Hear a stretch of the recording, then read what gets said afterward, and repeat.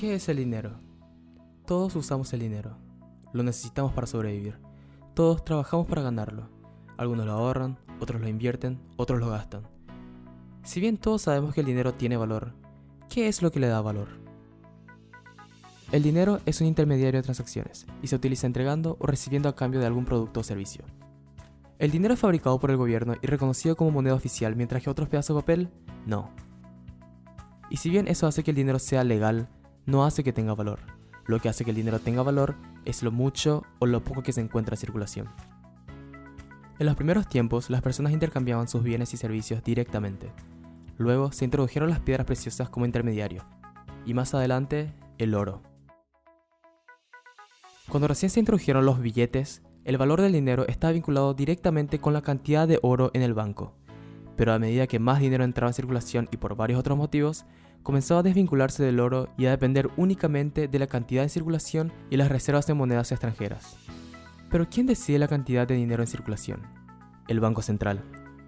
El Banco Central es el encargado de imprimir billetes y controlar las tasas de los intereses en el país, controlando así casi en su totalidad la cantidad de dinero que circula en su economía. Entonces, ¿por qué el banco no imprime infinita cantidad de dinero para hacer felices y ricos a todos? Es porque eso haría que el dinero no valga nada.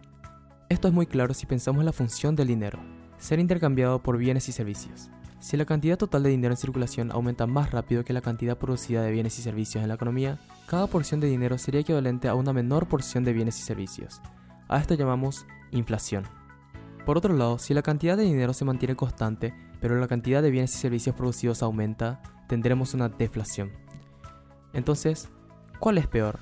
Demasiada inflación significa que el dinero en tu bolsillo va a valer menos mañana, haciendo que quieras invertir o gastar hoy. Y sí, esto estimularía los negocios causando sobreconsumo o acaparando los productos básicos como alimentos y combustible, elevando sus precios aún más y causando una escasez de productos y más inflación.